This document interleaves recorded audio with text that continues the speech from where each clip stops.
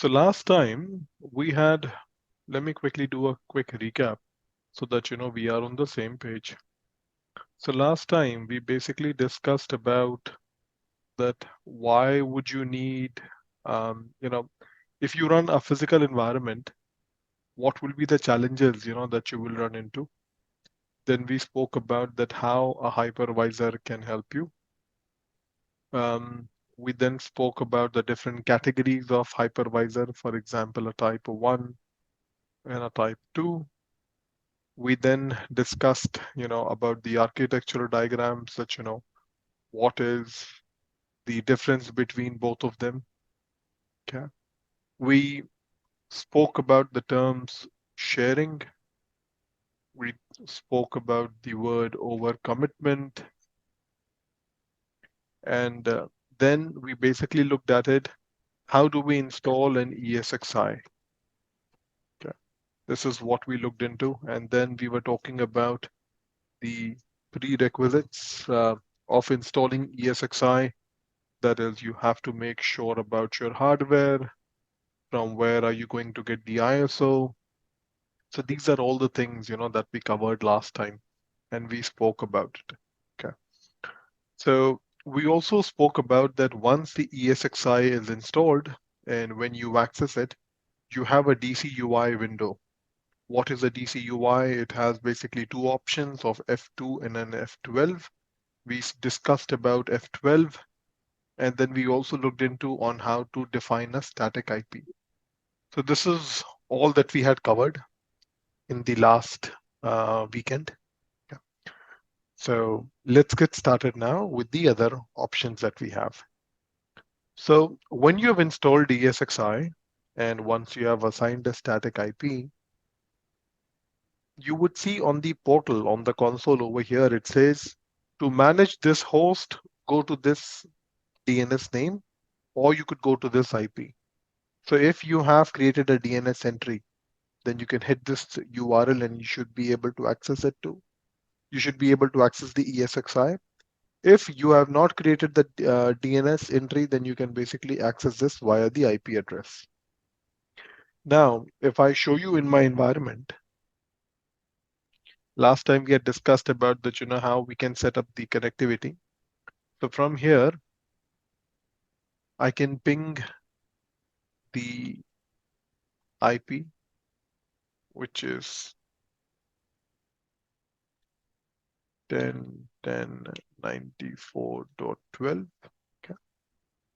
And now to access that IP, I can have a browser. Okay, let me quickly open a browser. Okay, I don't have a browser over here. Let me quickly download a browser. Firefox offline setup.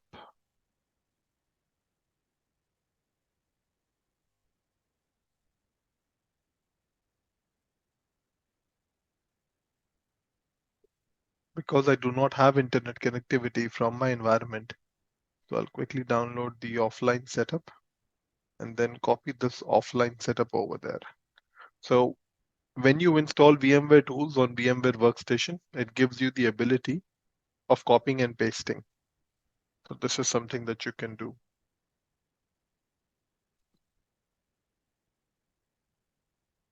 And now I can run the setup over here.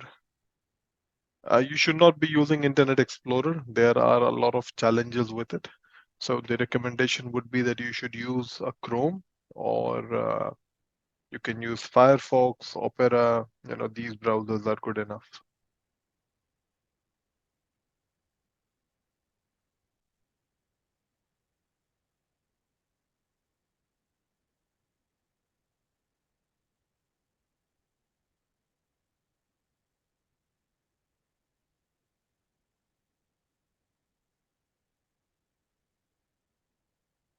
Now, after installing Firefox, I need to hit this IP. This is what I need to do. Okay. Now, what would happen is that ESXi, it comes with a self-signed certificate. So what would happen is that VMware has basically, put a certificate over there. Now that certificate is not a public certificate. It is a private certificate. It is not signed by a trusted company like Thote or GoDaddy. It has not been signed. It's not a signed certificate. So because of which, what would happen is my browser will basically give me an error stating that, the website that you're about to hit has a certificate which is not trusted. So would you like to continue or would you not like to continue? This is something that your Firefox as a browser will basically warn you about it. But I know that URL is okay, so I will proceed with it. So if I hit over here 10.10.94.12, okay. So you see this, I get this warning over here. I'll click on the advanced button and I'll proceed over here. That certificate warning was there because it has a self-signed certificate. Okay. Now here you are. This is basically your ESXi host client. Okay. Because you're logging onto the ESXi directly, this is what I'm doing right now. Okay. So here I would have to enter the credentials. The credentials that I need to enter over here is root. Why root? Because ESXi has a Linux kernel. You remember when I was talking about it in the last class, ESXi has a Linux kernel. So anything which has a Linux kernel would basically have a username of root. Okay. And during the deployment of ESXi, you remember I had given a password over here. I need to pass on the same credentials over here, and then I would be able to log into my ESXi. Now this is my lab. I can save my credentials over here. Okay. And this is how you log into your ESXi. Now, what VMware has basically done is that, they have come up with a SEP, with the SEP. What is SEP? It is a customer experience improvement program. So basically, VMware is trying to gather if your ESXi crashes or if there are any warnings or something, which is not working well with your ESXi. What would happen is that VMware over the internet will collect that information and will try to make the product better. Okay. VMware over here, it says that, they are not going to collect any of your personal information. Okay. So if you would like to join the program, you can put a check over here. If you do not want to join the program, you can uncheck it and then you can hit the OK button. Okay. So this is just a very basic, program that they have. It depends on you. Check with your customer. Would you like to join it or not? If you don't want to join it, that's fine. Uncheck it and hit the OK button. Now here you have logged into your ESXi. This is your ESXi portal on how it looks like over the UI. Now remember, in VMware, everything is UI. There is nothing command line. So for example, if you are learning Kubernetes or if you learn, Red Hat, they would basically teach you everything from the command line. They would say that, you need to be good in command line and that is how you will be able to pick up the technology. In VMware, it is exactly the opposite. There is nothing command line over here. Okay, in VMware, you do not have to write big YAML files or you do not have to, look into it or, one comma here or there or one, a semicolon here and there, makes a difference. Absolutely no. So it is all UI. You just have to click on the toggle button and that's about it. Okay. Now, what would happen is that on this ESXi, you would see very basic details. And this is your first ESXi. Okay. In your environment, you could have not one hundreds, but you could have thousands of ESXis. Okay. Now, what would happen is every ESXi has its own URL. So if you have to access ESXi, you would have to open multiple tabs. This is what you will have to do. Thankfully, we have a concept called as a vCenter that I will talk about today, what it is. And vCenter can help you manage everything centrally. Okay. So if you have got 1,000 ESXi boxes, you do not have to open 1,000 tabs to manage your ESXis. You just need to open one tab of a vCenter and you would be able to manage it. How it works, I will talk about it later. For now, you need to pay attention over here that, this is only for a single ESXi. So here it basically tells you that, which version are you running, some basic details, what is the CPU memory storage you have, and then it will basically talk about, about your ESXi, the hardware manufacturer, the IP address, some basic details. Nothing fancy, but very basic details you will be able to see over here. Okay. This is what the ESXi console will show you. Okay. Now, if you had any virtual machines, if you had any storage, it would basically show you over here. Right now, it is all 0. So you do not log into the ESXi to manage the environment. You basically deploy ESXi, but end of the day, you manage it from vCenter. That is what the intention is. Okay. So now what we need to do is I need to connect a storage. Okay. Why do I need to connect a storage? Let me answer that question for you. So basically what would happen is, think about it. In your environment, you would have multiple ESXis. Okay. And in VMware, you need to have an external storage. So for example, you will have a big sandbox.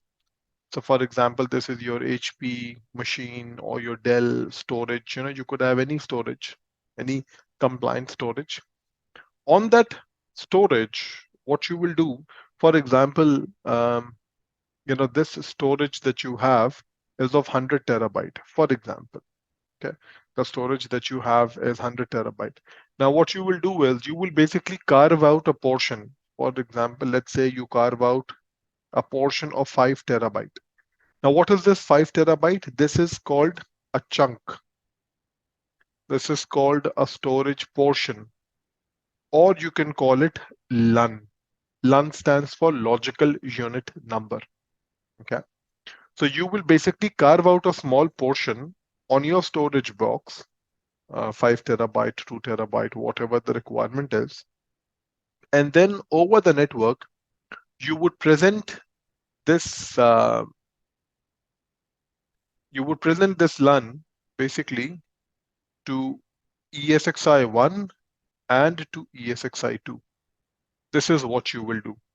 So both your ESXis have access to the same storage. This is how the architecture is. So in VMware, when you have things, that you would like to get them going, you need to have an external storage. This is a requirement that you have. Okay. So you would generally have an external storage by default. And if you have it of 100 terabyte, you will basically carve out a portion, and then you would present it to your ESXi host. How would you present it to your ESXi host? This is something that I will tell you when we are discussing the storage section, not right now. Okay. But right now, I need to present a storage to my ESXi so that I can show you on how the functionality works. Now, the problem is that I do not have a physical storage that I can connect to. So what I will do, I will download an application called Openfiler. Okay. Openfiler basically mimics whatever the spelling of mimics is. It mimics storage. This is what it does. Okay. So instead of having a big storage, you can put Openfiler over here, and then you can present the volumes, like I was showing you, 5 terabyte volumes. You could basically present the volumes to your ESXi host. This is what you can do. So this is what we will be doing in our lab over here. Okay. If you take the official class from VMware, they will basically do the same thing for you. In the official class also, they are not going to give you physical hardware. They are not going to give you a physical storage. They will give you virtual storage. They will give you virtual ESXis to work around and play around. Okay. Now, how does Openfiler work, and how do we present the storage? Let me show that to you. Okay. Because when you are doing the labs, I want you to basically do it. Follow the videos and try doing the lab. Because like I mentioned, we will not be setting up the lab for you. Our intention is that you try out the lab, you make mistakes, and then you learn. Okay. Now, to download Openfiler, I just basically need to go to a website and just type over here, Openfiler. You will get the first link of Openfiler. go to this URL, click on the product page over here, click on the download section, and then you will see this download link over here. Click on the download link and it will basically start the download for the Openfiler. Okay. Once you have the ISO, I then need to map that ISO of Openfiler and then have the installation going. Okay. So let's wait for this Openfiler to get And downloaded. Openfiler basically what they purpose? Emulate storage. I do not Okay. have a storage, no. So what will I Okay. do? I will basically emulate the storage. Mm. Okay. So this downloading is going to take a lot of time. There is no point in waiting for it. So what I'm going to do is I'm going to map my Openfiler CD over here. Okay. So let me log into my base ESXi.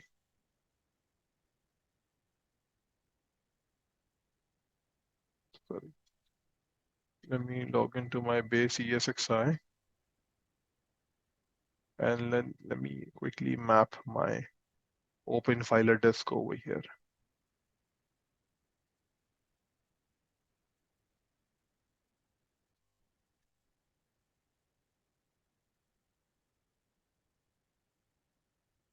We would make sure that all the ISOs are available for you when you are doing the practicals. So I would go to my Datastore ISO, go to Openfiler. Here is the Openfiler. I would map it over here. Okay, I've got the Openfiler disk. Okay, now what do I need to do? I need to come over here and create a VM. Okay, so I have a domain controller that I created. I created an ESXi, and now I need to create a Openfiler VM so that I can install my Openfiler and then present the disk to the ESXi. So I would say that I want to map the CD drive that I have over here, D drive. That's fine. I'll choose it as a Linux Ubuntu machine. That is okay. I'll create a folder on my C drive, where I had earlier, and I would call it as SAN. I would call it as SAN01, for example.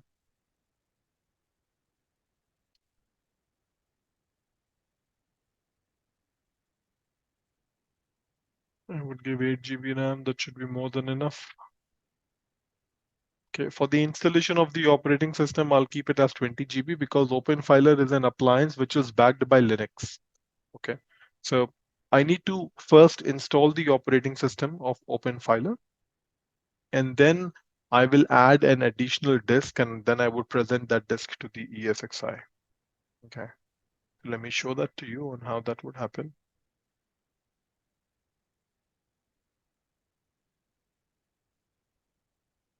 Okay, so the Openfiler has booted up from the CD. I need to hit the enter button over here and let it wait for it to boot. Nothing fancy, just keep hitting next and the installation finishes over here. Okay. You would see it once, it is getting recorded, so you would not have any issues doing this in the lab.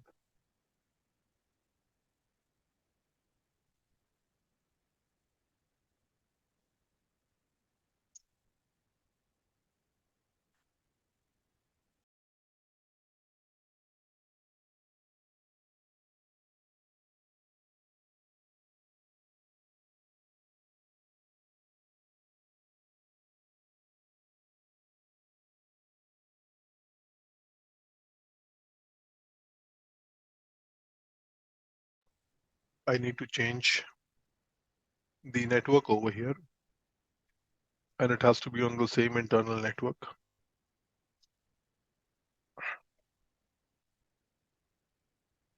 As my other machines over here, so that then they can talk to one another.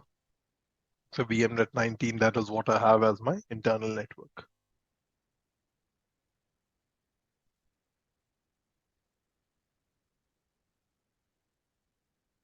All that you have to do, keep hitting enter and just keep proceeding with the installation.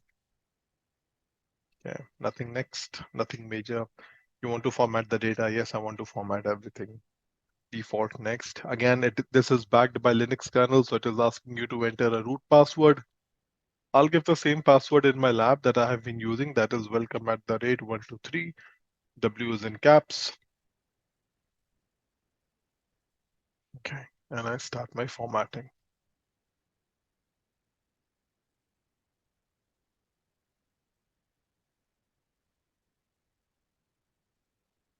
Now, once the Openfiler is configured, sorry, it is installed, I then need to configure it. That's the next thing that I need to do.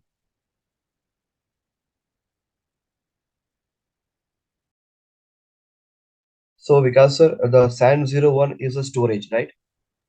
Correct. I'm emulating a storage Oh, because I do not have an actual storage. That would cost me a lot of money. That's the reason.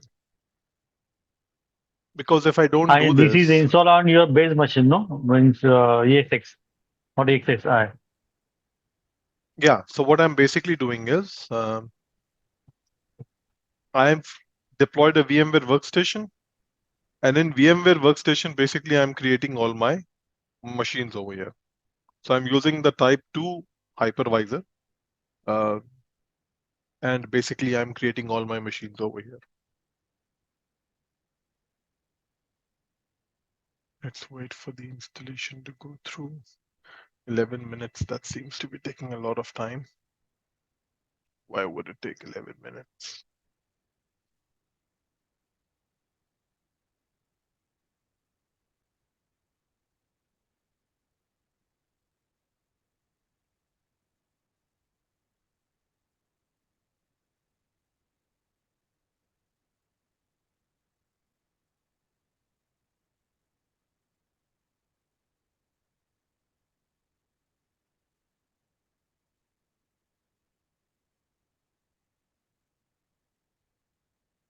Okay, let's wait for the installation to go through.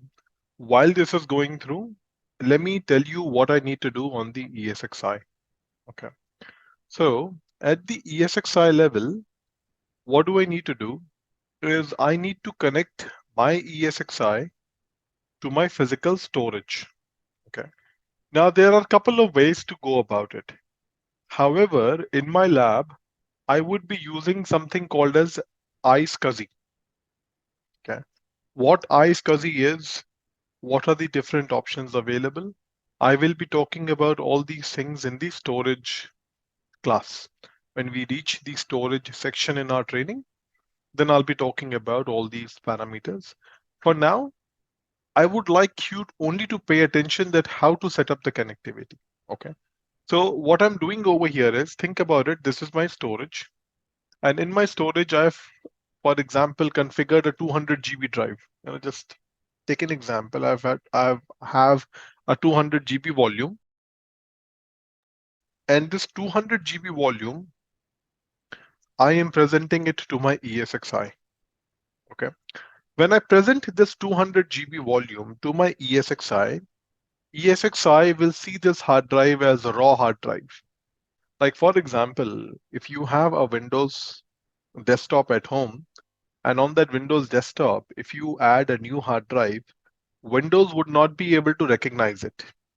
Windows has to format the hard drive, in order to able to use it. For example, if you want to create a D drive, G drive, I, K, whatever the drive you want to create, you first have to format it via NTFS. If you don't format it, Windows cannot use it. Same is the case with ESXi. When you present in hard drive to the ESXi, ESXi would not be able to use that hard drive. It has to format it. Okay. So ESXi, when it formats the hard drive, it uses a VMFS file system. Like Windows uses NTFS, ESXi uses VMFS. And then this raw hard drive becomes a data store. So for example, in a Windows machine, I ask you to create a PPT, or if I ask you to create an Excel file, and then I ask you to save the file. If you have to save an Excel file, you have to give a location. Where do you want to save it? Do you want to save it on a C drive, K drive, G drive? There has to be some drive, where you would be saving that PPT file, that Excel file. Okay. So that is basically a volume. Think about it. What is K drive or C drive? This is a volume in Windows where you basically save your files. Okay. Similarly, in ESXi, data store is a volume. So you save everything in Datastore. So whichever virtual machine that I will be creating on the ESXi, the hard drive will basically reside on the Datastore. This is what I would be doing. Any confusions on this point, please let me know. Okay. So now for my ESXi to connect with the storage, I need to have something called as SCSI adapter. What SCSI adapter is, why do you need it, what are the alternatives? Not right now. In the storage section, I would talk about it. For now, all that you have to do is you need to come over here to your ESXi.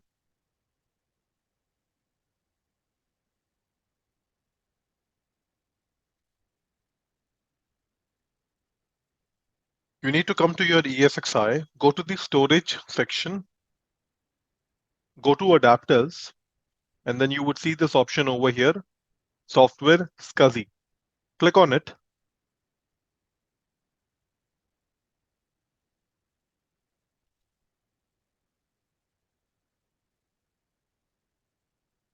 Enable the software SCSI adapter. And then over here in the dynamic address, you need to give an IP. Okay. What will be the IP? This is the IP of my Openfiler. So the IP that I would be using on my Openfiler is 10.10.94.11. This is the static IP that I will give to my Openfiler. Okay. So I am saving this configuration on the ESXi. How it works in the background, we will talk about it, all of these things in details, but not right now. Right now, I need this setup for my labs to go okay. I need this setup for my lab to work fine. So to proceed, I need to do this. Okay. So just follow this while you're doing in the lab. Okay. When we reach over here, we'll talk about everything. Hello. Go for it. Yeah, Hello. you have a question, Yogesh? Yeah, why not static target? Because when you add the dynamic, it automatically resolves to static. You don't have to do that static. Okay. If you have to add static, then you have to basically enter the IQN name over here that you don't want to do. So you see this, if you add the static one, you have to enter the IQN address also. You see this target name, you have to enter the complete static address, which will basically be too difficult to remember and too difficult to enter. So enter the IP address of the dynamic and that's about it. It will automatically do the conversion for you. Okay with you, buddy? Yeah. Okay, I'm waiting for my Openfiler to come up. While this is coming up, I need to make a change on my Firefox because Firefox, for some reason, is not able to open the Openfiler console because there's a TLS mismatch. So what do I need to do? I need to just come over here and type version dot max. There is a setting over here. Change this to 3, hit the save button, and version dot min, change it to 1. Okay. Just do this change on the Firefox so that it is able to. Okay. Now it says that you do not have an IP address. Why it does not have an IP address? Did I not configure DHCP over here? Let me verify.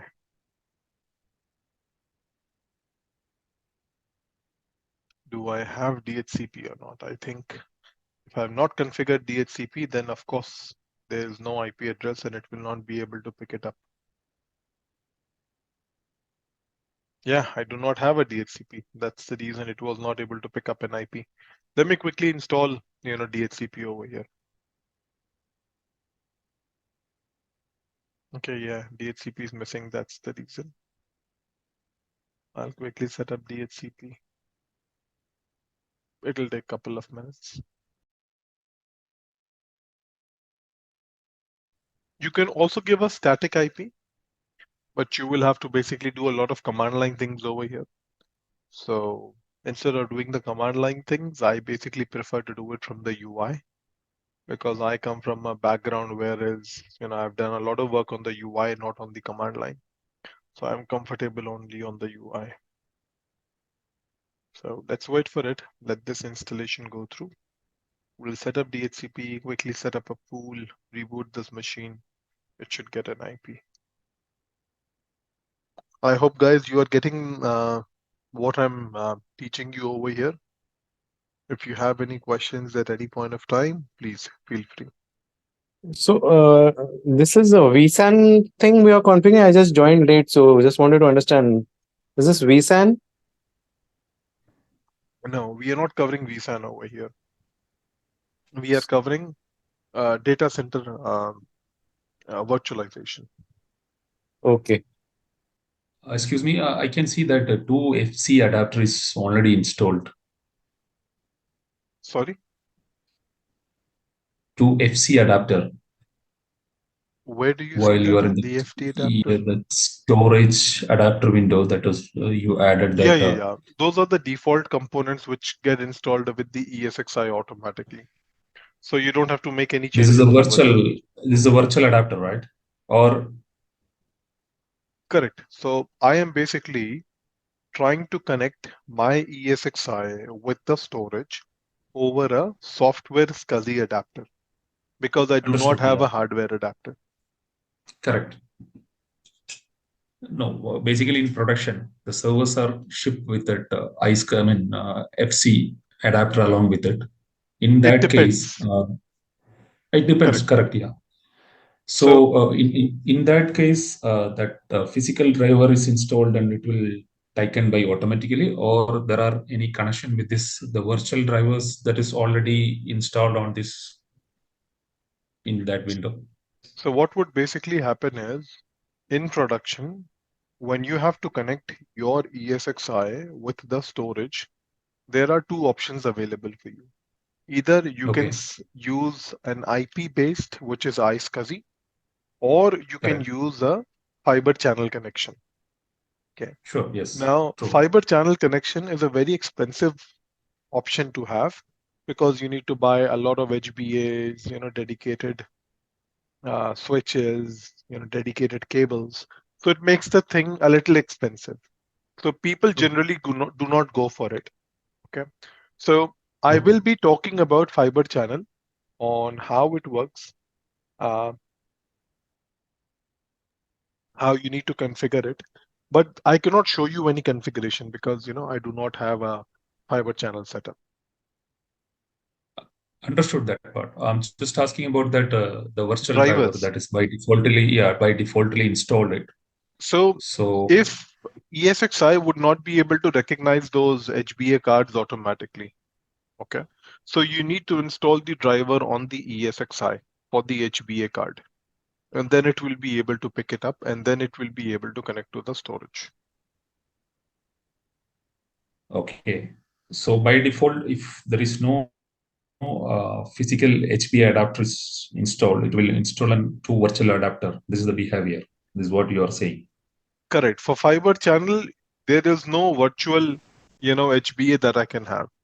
If you have a fiber channel connectivity, then you need Correct. to Yeah. install the HBA But card. then what is the use of this virtual adapter? This HBA adapter. Sure, that is true. That is what my concern as well. And then what is the use of this the virtual HBA adapter that is what get installed by default in the ESXi host? No, there is no virtual HBA which is getting installed. Okay, there is Can nothing you called please as go back to that window, like a storage adapter window, that sure. ESXi? Yeah, please tell me. Okay. Okay. This is like VM HPA0 is PVSC SCSI controller. So And the when you VM will HPA1 is like IDE control. Both are IDE controller, right? right. So what would happen is these three options that you are seeing over here, these are the default ones which get installed with the ESXi. Okay. So if you would like to know what these adapters are, you click on VMHBA0. Okay. And then it would basically show you over here that which devices are connected over here. So you see that the local hard drive, the local 10 GB hard drive, this is basically getting connected to VMHBA0. Okay, this is a CD-ROM and this is the hard drive. Okay, so when I would install the vCenter, there you would see it very clearly that you know how it is getting utilized. Okay, over here it is not showing you all the details, but these are the default configurations. This has got nothing to do with the fiber channel. Please keep in mind. Okay. Understood. What I thought VMHBA1 and VMHBA64, those are like FC adapter. No. That It is is what named in. yeah, now I saw it like it's for an ID controller. That is for this host This hard is disk, right? correct. So It's any connecting. card, any storage adapter that you will put on the ESXi, it will have the naming convention as the VMHBA and then some number. Okay. Okay. So VMHBA necessarily does not mean that you have a virtual HBA adapter. Okay. So this is only the naming convention. Don't go by the naming convention. Okay. So VMHBA do not think that you know you have a virtual fiber channel adapter. No, nothing of that sort. Okay. Okay, that's very good. Thank you so much. It's clear. No problem. Okay, I rebooted my Openfiler and now you see that it has an IP address over here. Okay. Now this is a static IP that I've got. Okay. Now let me change this to, this is a dynamic IP that I've got. Okay, from DHCP. Let me change it to static. Okay, let me give a static IP over here. How do we do this? Let me show you now. So what I would do, I would go over here to my browser. So if you see over here, it says web administration GUI, you basically have to go to this URL, HTTPS, this IP address, colon the port number, and that's about it. Yeah. So you need to go over here, HTTPS, colon, 10.10.94 to 20, port 446. Now here it says a certificate warning. Why? Because Openfiler comes with a self-signed certificate and you need to agree to it.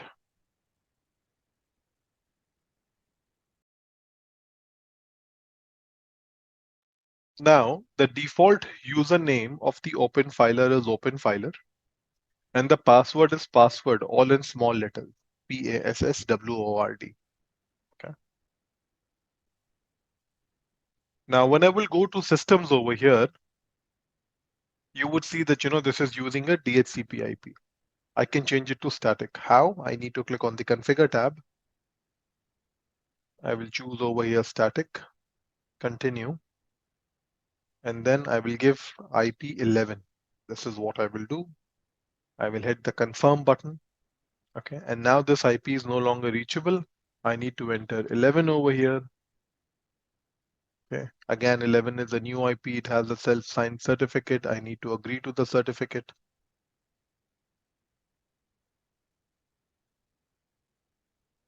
I need to log in over here again with the same credentials, Openfiler and password. Okay. Now my storage would not be connecting to the internet, nor it will be downloading anything. So I do not have to fill out the details.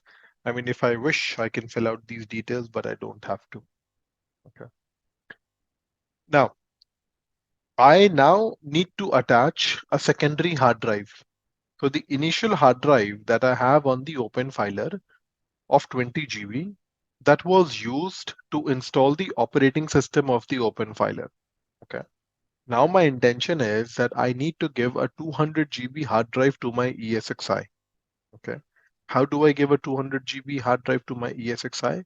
By attaching a hard drive over here.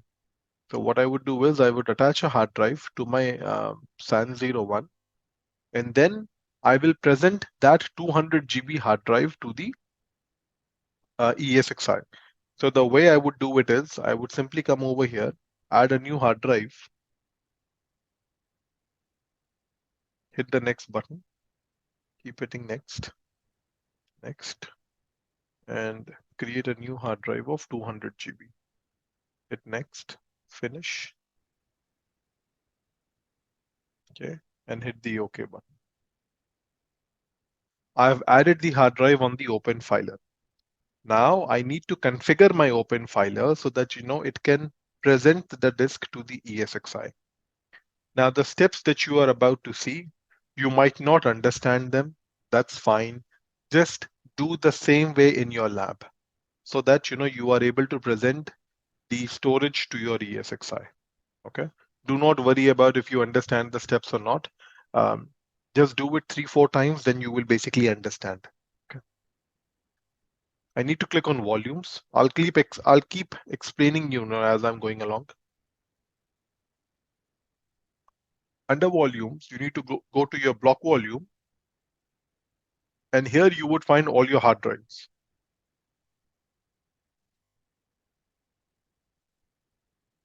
So you would see over here, I've got 2 hard drives over here. One should be of 20 GB, where I installed my operating system, and the other one should be of 200 GB. Now in Openfiler, whenever you make a click anywhere, you have to wait for a minute or two, so that the screen refreshes. Now you see over here, I've got this 200 GB hard drive. Right now, it has got a 0 partition. There is no partition over here. Okay, so I need to format this hard drive on Openfiler and then present it to the ESXi. This is what I need to do. Yeah, but that 200 GB is coming from where? I added the 200 GB hard drive on the Openfiler as a secondary hard drive. Okay, but is a part of your what system? Yes. So on my local machine, I've got 500 GB. From that Okay. 500 GB, I basically gave 200 GB to Openfiler as a new additional disk. Okay, okay, okay.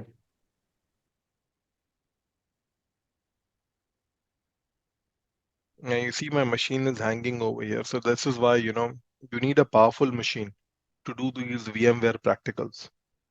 So that is why, in our institute, we give you very powerful machines so that, when you do practicals, you've got no problems.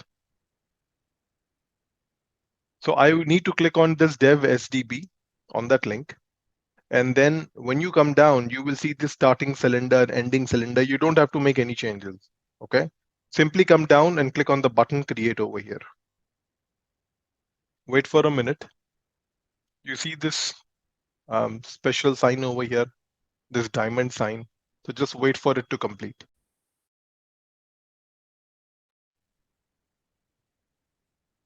Okay. Now I have created a primary partition. So the hard drive that I attached was 200 GB. The size I'm getting is 190 GB. So this is something that you would find anywhere. If you buy, a hard drive of 500 GB, you connect it to your desktop or to your laptop, you will not get complete 500 GB. You will get 475, 470, something around that sort, you will get hard drive. So you never get the full space. Okay. So now, once I have formatted this, I now need to go to volume groups over here. So I basically have a block volume. I created it as a primary partition over here. And now I would go to a volume group. I would see this physical partition over here. I would select this of 190 GB and I would give it a name. So for example, I'll call it SAN01. And then I will click on the button, add volume group.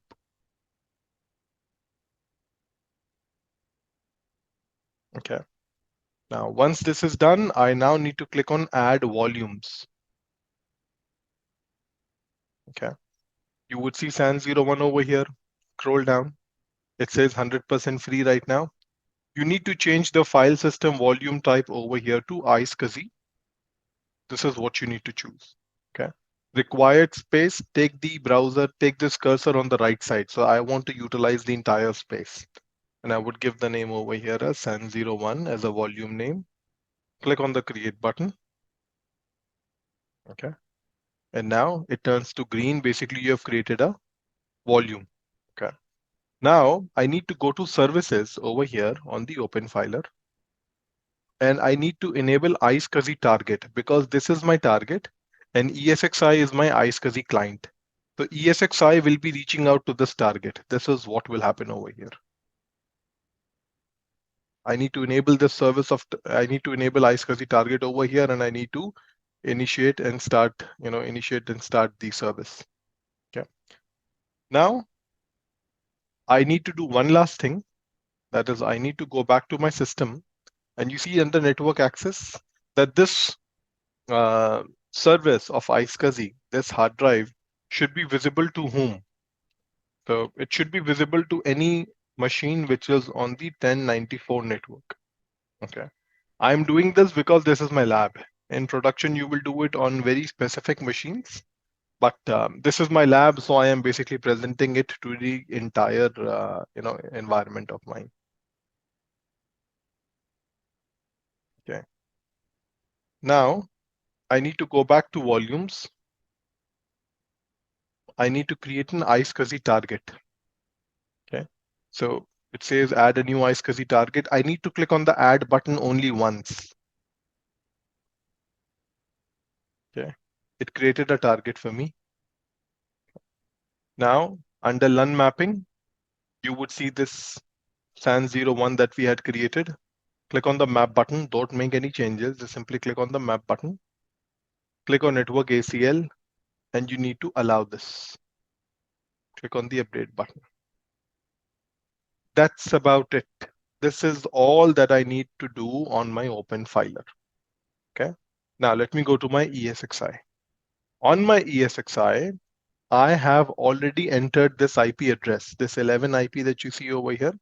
This is something that I've already told ESXi whom to reach out to. Okay. So when you make any changes on the ESXi, you click on the button rescan. So just think about it. It is like refreshing the storage. On Windows, you make a right click, you rescan, and then you get, or you hit F5 to refresh. So this is a storage refresh. So whenever you have to refresh the storage, you click on the button rescan. This is what you will do. And there will be a task that will basically run in the background. Okay. Now, when you go to devices over here, do a refresh over here. And now you see you have got an Openfiler disk, which is presented to your ESXi. This is the way you would present a disk to your ESXi. Now, this is in the lab. In production, you might have a different, method via which you would be presenting it. So I will be talking about how do you present a disk in production when we reach the storage chapter. Okay. Now the hard drive. Now what has happened is, okay, let me take a step back and explain you what we have done so far. Okay. So what we have done is I have my ESXi, okay, and I have got my storage box over here. Okay. The storage box that I have is Openfiler. Okay. Now this Openfiler had a 20 GB hard drive. Here I installed the operating system. And then I created a 200 GB additional hard drive. Now here I had to first internally format the 200 GB hard drive so that Openfiler as an operating system could recognize it. Okay. So once Openfiler, I had formatted it, once it got recognized, okay, then I initiated iSCSI target service over here because ESXi will be connecting over here. So what is my ESXi? ESXi is my iSCSI client. This is my iSCSI client. I did configurations on the Openfiler so that my disk 200 GB is presented on the ESXi. So ESXi basically made out an entry or reached out to my storage because I had this under the configuration. Okay. And now this entire 200 GB hard drive that you see over here is basically now presented to the ESXi. And this is what I see over here. Openfiler disk of 200 GB. Doubt, confusion, question so far, if you have any. Okay. Now what do I need to do? This 200 GB hard drive that the ESXi is seeing, this is a raw hard drive. ESXi cannot use this hard drive. Why? Because it has to format it. And to format it, it has to use its own file system, which is called a VMFS, virtual machine file system, or you can call it VMware file system. Okay. After I format this raw hard drive will become a data store. Okay. So how do I do this? I will go to my ESXi, and when I take you to my data store section, you see there is no items to display. There is nothing over here to display. Okay.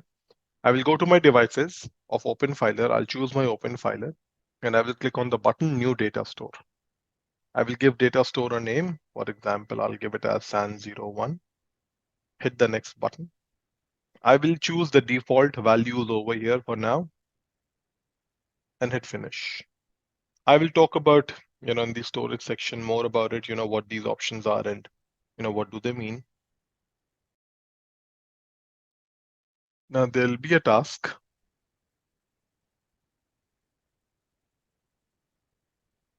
Okay.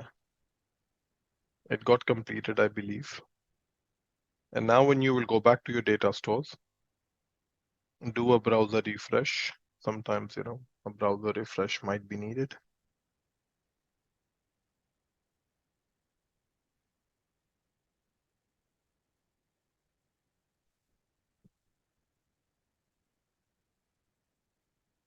And now you see your data store SAN01. This is how you deploy Openfiler in the lab. You create a volume and then you present the volume to the ESXi. You format it and then you create a data store. Now, why do I need a data store? What have I achieved by creating a data store? Let me answer that question. So for example, this is your HP server. Okay. On your HP server, you installed ESXi. Okay. Now this is your big storage. Okay. This is your Openfiler, for example, in the lab. Or you could say this is your HP storage in your production, for example.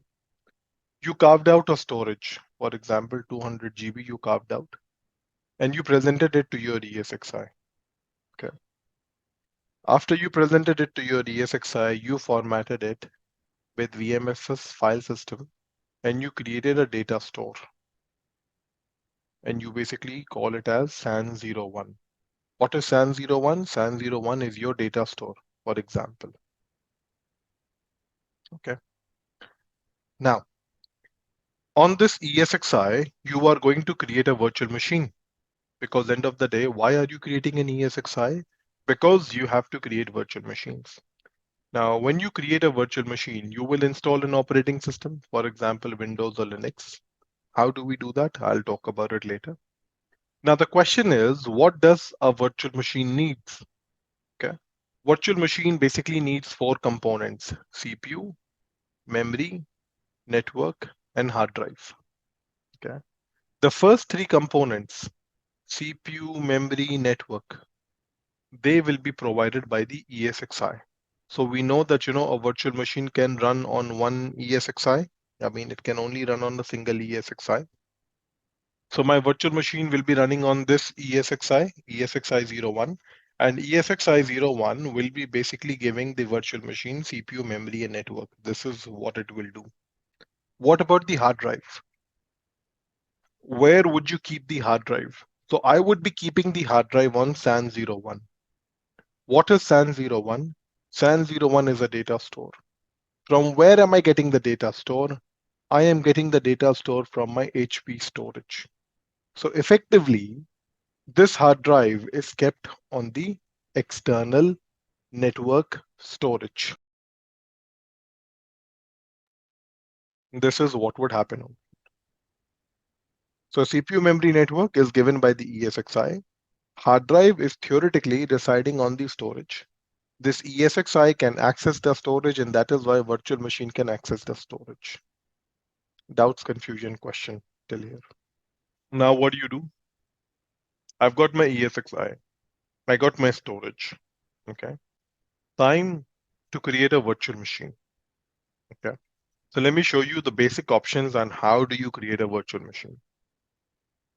So to create a virtual machine, I need to click on the button, create virtual machine. This is the process to create a virtual machine directly from the ESXi. In production, you will not be creating the virtual machine directly on the ESXi. You will have a component called a vCenter. Okay. What that component is, we will be talking about it. But you would be creating a virtual machine from the vCenter. Here, I'm just showing you what the options are if you have to create a virtual machine. Okay. So now on the ESXi, I need to create a new virtual machine. So I've got multiple options over here. What the other options are and how do they work, I'll talk about it later. But for now, I am only concerned with the first option, which is create a virtual machine. I will choose the first option, hit the next button. And now it says enter a name for your virtual machine. The logical object that you're about to create virtual machine, what is the name that you would like to give to it? So for example, I'll say I would call it as VM01. Okay. Now, what is compatibility? Okay, let me answer this question or let me explain it to you. So think about it. In your environment, you have got multiple ESXis. Let's take an example that you have 3 ESXis in your environment. Now, for some reason, the version that you have on ESXi is 8.0, 8.0, and 7.0. Okay, so you have 3 ESXis. All of them earlier were running on 7.0. You upgraded 2 of them to 8.0, but you still have one ESXi which is running on 7.0. Now you get a request. Let's say your manager tells you that you need to create a VM. There is a request that has come in. Okay. So now you have to create a VM. So for example, you decided to create VM01. Now you would give CPU, you would give memory, you would give network, and you would give the hard drive. You would give all these components to the virtual machine. And you would also initiate the operating system installation. Okay. But the question is, virtual machine can run on an ESXi. So you need to tell the virtual machine on which ESXi you are running. So for example, this VM is running on ESXi 01. Okay. Now tomorrow, there might be a requirement wherein the virtual machine has to change the ESXi. The virtual machine now needs to run on ESXi 02 because ESXi 01 has to go down for some activity. You have to replace the power supply, or there is some failed component on the hardware that needs to be replaced, and you need to replace that component. For that, you need to put the ESXi in the maintenance mode so that you can do the activity. Now, when you have to do an activity on the ESXi, why would you power off the VM? There is no point, there is no reason to power off the virtual machine. So what you can do, you can basically migrate the virtual machine from one ESXi to another ESXi. Okay. Now this ESXi was working on 8.0. This ESXi is also working on 8.0. So very good. There would be no problem with the virtual machine. However, let's take an example that you have a requirement wherein you need to migrate this virtual machine, for example, to this ESXi. Let's say that you have a requirement wherein this VM needs to be migrated to ESXi 03. And ESXi 03 is running on 7.0. Now what would happen? Okay. So in comes compatibility. when you are creating any virtual machine, you have to define the compatibility of the virtual machine. Compatibility of a virtual machine basically means that virtual machine should run on which ESXi version. Okay. So if you choose compatibility over here as 8.0, this means that this virtual machine can only run on an ESXi which has at least a minimum version of 8.0. Okay. It can also run in future if VMware releases 8.5 as the next version. I don't know, but I'm just guessing. Or 9.0 if VMware rolls out. Then this virtual machine can also run on 8.5 and 9.0. Okay. Compatibility basically means what is the minimum version of the ESXi on which this virtual machine can run. Okay. The higher the version, there is no problem. So if you say that the minimum compatibility of this virtual machine is 8.0, so that means that the virtual machine can run a bare minimum on an ESXi which has the version 8.0. So for example, I'll flip the scenario and I'll choose over here 7.0. So for example, when I was creating the virtual machine, I chose the option of 7.0. This means that this virtual machine can run on an ESXi which should have a minimum version of 7.0. So this means if the virtual machine can run over here because this has got 7.0, but virtual machine can also run over here. Why? Because the compatibility says 7.0 and later. And later means the versions after 7.0. So the virtual machine can run on any ESXi version which is 7.0 or above it. So 8.0, 7.0, here the virtual machine will be able to run. This is what compatibility basically means. This is a forwards compatible feature. Okay, let me give you one more example. So for example, in your house, let's say that you have got 4 laptops. Okay, you have a laptop. Okay, your father has a laptop, your mother has a laptop, and let's say your sister has a laptop. Okay, 4 members in the house, everyone has a laptop. Let's say that you have Windows 11 as the operating system. Let's say on your father's machine, you have Windows 10. Let's say your mother's machine, you have Windows 8 as the operating system. And your sister's machine, you have Windows 7 as the operating system. So now, let's say that you bought, for example, a new application. Let's say you bought Office 365. Okay. And you want to install Office 365 on all these laptops. Okay. So Office 365, it will say that I am backwards compatible. Office 365 will say that I am backwards compatible. What does that mean? That means Office 365 can run on the current version, which is Windows 11. It can run on Windows 10. It can run on Windows 8, and it can run on Windows 7. So Office 365 is saying that I am backwards compatible. That means I can run on Windows 11, 10, 8, or 7. Okay.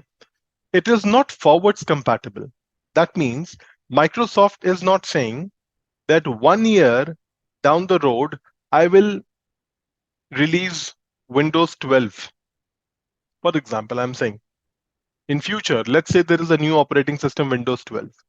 So Office 365 is saying, I am not compatible to this operating system. I am only compatible to the backwards operating system. So this is a backwards compatible feature. Okay.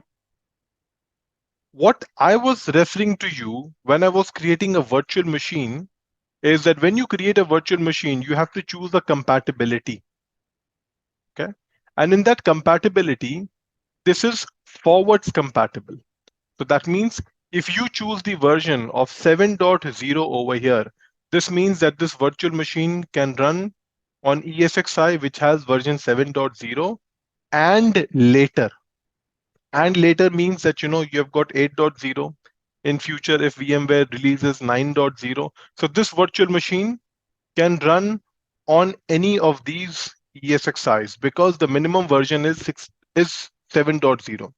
If you had an ESXi which had the version 6.7 or 6.5, then this virtual machine cannot run over here. Why? Because this is lower than 7.0. When you chose the compatibility, it is the bare minimum on which the virtual machine can run. Any questions on this point? So in the cluster, I have a small question. Like normally in the cluster, we are using always same kind of version and hardware as well as processor family in the cluster, right? As well as shared storage. So Right. example, right? Yeah, as per my understanding, what you said that suppose I install the is it possible to install two ESX hosts is an 8.4 and another ESX host is 7.4 in the cluster? Generally, Or this scenario, yeah. so think about it. Let's say that you have got four ESXi's in your cluster. Okay. And let's say all of them are running 7.0. Okay. And now you have to upgrade your machines. So for example, you upgraded the first ESXi, this is 8. You upgraded the second ESXi. And now there was some other activity that you had to pay attention to. So now what has happened is in your cluster, you have mixed environment. You have got 7 and you have got 8. You have to upgrade these ESXi's, but there is some other activity which is more critical than patching your environment and that you have to pay attention to. Okay, so you are busy with that environment. Patching has been stopped. Patching has gone on hold. And now a new request has come in to create a virtual machine. Now, when you are creating a virtual machine, what will be the compatibility? The compatibility has to be 7.0 and later. You cannot choose 8.0 because if you choose 8.0, then this virtual machine can only run on these two ESXi's. That's about it. If you choose 7.0, then this means that this virtual machine can run on any ESXi. You get that point, Upendra? Yeah, got it. So suppose if I create the virtual machine in the 8.0 version, so then I cannot migrate the virtual machine to the other ESX host, which is holding the 7.0 version, right? You are right. Got it. Yeah. Okay. Anyone else has any question on this point? And one more thing is, suppose the out of 4 ESX hosts, the CPU processor families are different. Like it's one is an Intel, another one is an AMD. So how we can choose this processors? Like we have an options in the EVC mode, right? But I'm not aware of the understanding of the EVC. Okay. EVC is something that we will cover, but not today. Okay. We will cover in our training, but not today. Yes. So now one question related to that. Go for it. If we have a different hardware, different processor and all, shall we able to add in a single cluster? Yes. I cannot talk about it right now because this will complicate everyone on the call. Just think about it for now. The answer is yes. So if you have an Intel old processor, if you have a new Intel processor, I can do this. Okay, I can have them. What about Intel and AMD? No, they have a different architecture. So Intel and AMD do not mix. Okay, but in Intel there is something called as a family. Okay. So if you choose Intel family, if you are from different families, then also it will work. What a family is, I would not be going into it right now. I will go about it in the next to next weekend class. Okay, when we reach over there, I will talk about it. Basically in the production, if we are adding like a different family, it won't allow to add. It will let you add. Okay. So I will talk about it later. I don't want to talk about it right now. So there's a topic called EVC. When we reach the EVC point, EVC is there. Yeah, I'm talking about like without EVC. No, without EVC, it is not possible. then you have to make that a is lot the- of that is different my changes. concern. I mean, without EVC, Yes. I mean, let's not talk about it right now, okay? So let's talk about it when we reach over Fine. here. So No. my question is, my laptop is of Dell and 8 GB RAM. Can I put the ESXi on that? Is it possible? No, No. no. Okay. You What need is to have. the? Yes, sir. Yeah. I'm not sure if you attended the last class. If you did, No, two class are missed. Okay, please check the YouTube video. Get the link from the team. Check out the videos. You would see over there. Okay. I've explained over there that what is the lab configuration that you need. Okay. Okay. I have one more concern. Sorry to bother you. Go for it. Like suppose example in 6.5, we have a 2008 machines or 3 machines example running. So if when we upgrade to the 7.0 or 8.0 as per the hardware compatibility, so is there any impact on the older versions of the virtual machines? No. Okay. So one more thing apart from that, I just have one question only. Go for it. If we have an Intel, but that some processor having some little architecture change, once we are able to add on in the cluster means it is seamless, right? There is no other compatibility issues while we are doing the vMotion and all. It depends. The answer is it depends. So I would have to explain you. Actually, I have a scenario like we have an Cisco hardware and we brought a new hardware, but in a different series, but same family range, but the processor speed and architecture is different. But one time I'm able to add on the cluster. Right now, I am able to do the all crystal related activities like vMotion, storage vMotion, everything without any issues. So what I thought, like once we succeeded to add on the cluster, so the processor might be compatible with both ways. I'm just getting a clarify from your end. No. So there are a couple of things that you need to check. Again, like I mentioned, let's not talk about it right now because this is a different topic. Okay. When we'll reach over there, then we'll talk about it. Sure. Okay, getting back. So I'm creating a virtual machine. I gave a name, VM01, and I see this compatibility option over here. Now you see I've got these compatibility options over here. So if you choose the version 8.0 that I was referring to, that means that the minimum ESXi that you need to run this virtual machine should be 8.0 and later. Okay. Now here you need to choose the operating system. Every virtual machine that you are creating, you are either going to deploy a Windows operating system or a Linux operating system. Okay. So if you want to install a Linux operating system, you would choose Linux over here. And then in the operating system list, you would find a lot of operating systems over here which are backed by Linux. So which Linux operating system that you would want to install, you can choose that option. So for example, you want to install a CentOS 9, then you can choose a CentOS 9. If you have a Windows machine that you need to install, then again, you can click on the Windows option and then choose the operating system that you need. Okay.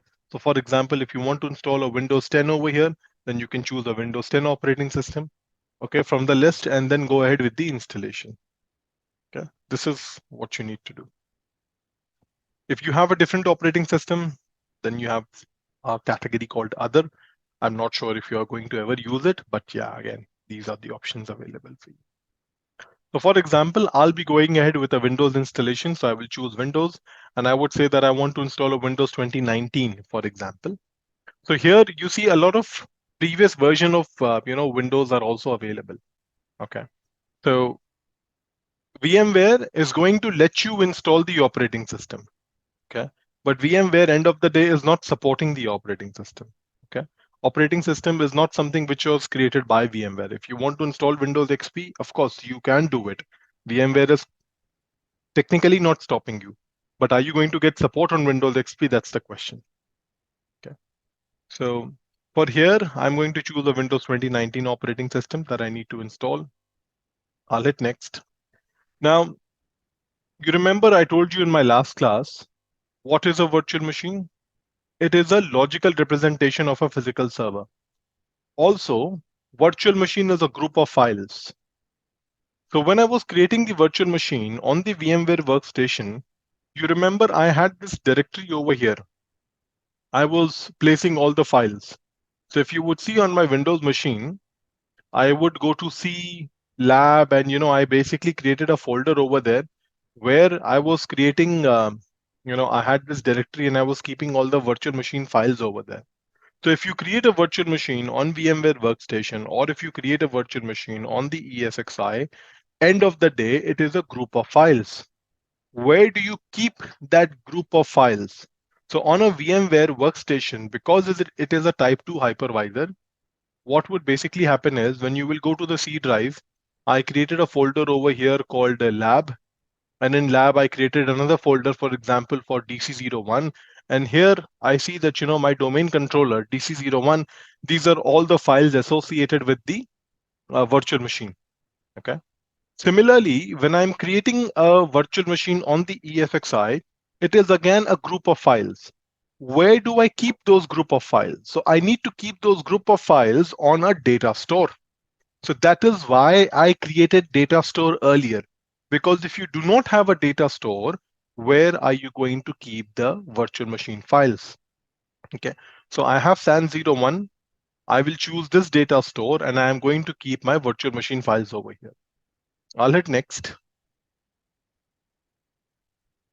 Okay, now I need to specify that what details I need to give to my virtual machine, or what is the configuration that I'm willing to give to my virtual machine. So for here, I would choose that I want to give 4 vCPUs. I want to give 8 GB of RAM, for example. I want to give only 30 GB hard drive, for example. Here I would have to choose all these options over here. That how much CPU, how much memory, how much storage you want to give and all that. Hit next. And then, here it shows you a summary that you are about to create a VM01, where the files will be residing on SAN01, which operating system, what is the compatibility, blah, blah, blah, blah, blah. All the details that you will see over here, and then you will hit the finish button. A task will run over here. Okay. And what you are basically doing is you are creating a VM. You see over here, you basically created a VM. Okay. And then you see a VM over here, VM01. I guess you basically create a VM profile, no? It's called profile. Sorry? It's called VM profile, no? No, those are two different things what you're referring to. Because Here we are install a VM, no? We are mapped drive and we can install. No. Those are different things. Here we have only created a virtual machine. I created a virtual machine and that's about it. I'm not mapping any profile over here for now. So I created my virtual machine. Now this virtual machine, when I click on it, you will see that it is in the powered off state. The virtual machine is powered off. It is not powered on. To power on the virtual machine, I'll simply click on the button power on. Okay, a task will again run over here. So you see this power on VM.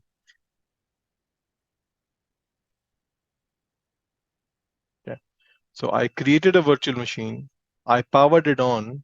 But what do you have in the operating system? Nothing. You need to install the operating system. By default, virtual machine will not have any operating system. Please keep in mind. Okay. So you need to install the operating system. So when you power on the VM, a VMware logo will flash. It is basically like a just kind of a BIOS thing that you can say. Okay. And then it will boot up and it will say trying to boot up, and then it will say no operating system found. Something of that sort it will say. Okay. So you need to give an operating system. Here it is trying to boot from the ESXi because I have that ESXi mapped over here.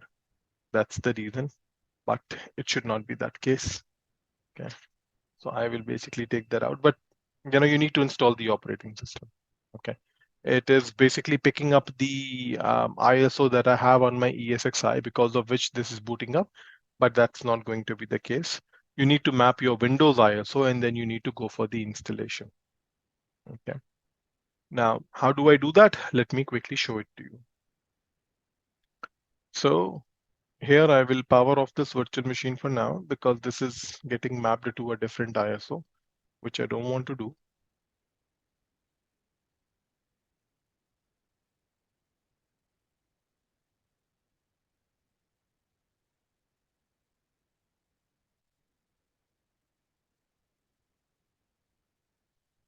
Okay. Now there are multiple ways, that you can install an operating system. End of the day, you have to keep in mind that you have to map the ISO. Okay. This VM needs to have an ISO that you need to map. That is all that you need to do. So you have got multiple options over here. Okay. Now there is something called as a Datastore ISO. So what you can do is the ISO that you see, the Datastore that you see over here, SAN01. On the SAN01, I can keep an ISO.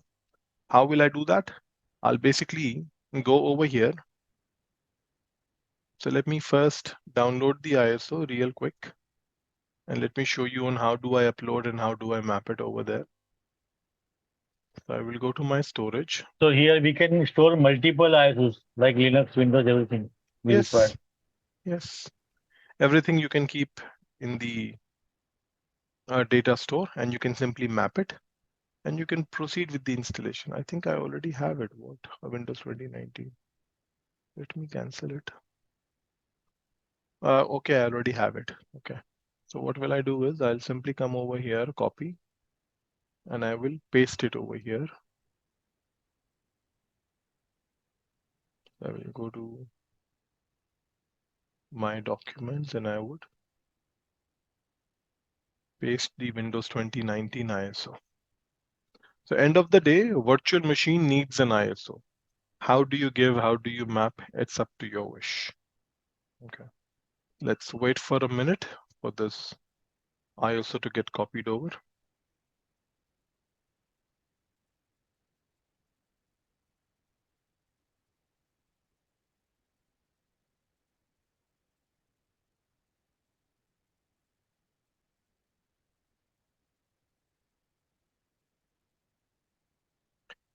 Okay.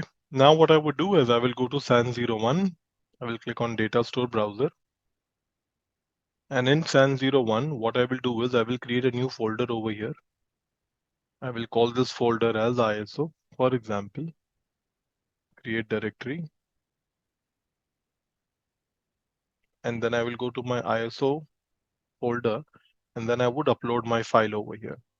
So the ISO that I have on my local machine, basically I am now placing it on the ESXi data store so that when I have to map my ISOs, I can quickly map it and then proceed with the installation.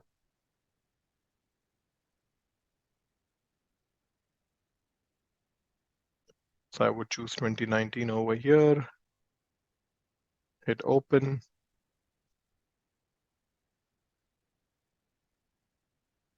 And now you see that it is transferring the file over here and you see the same thing over here as Okay, well. we can create a data in a file section data store first, keeping the ISO.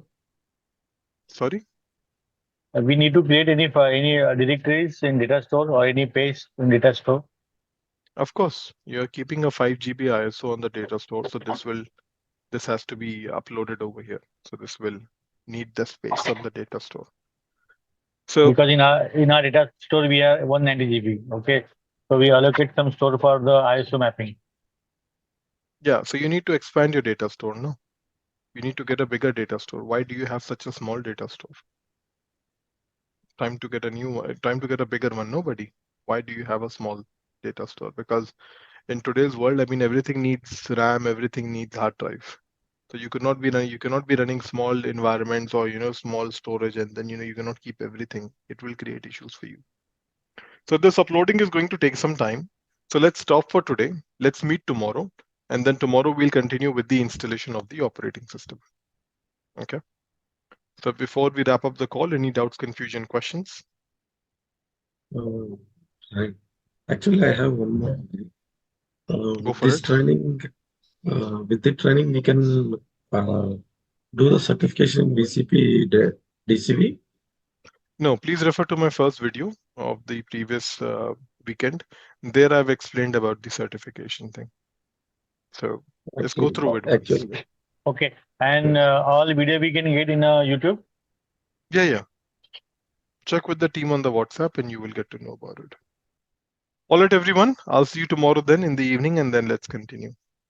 Thank you. Bye-bye. Yeah. thank you. Thank you so Bye. much.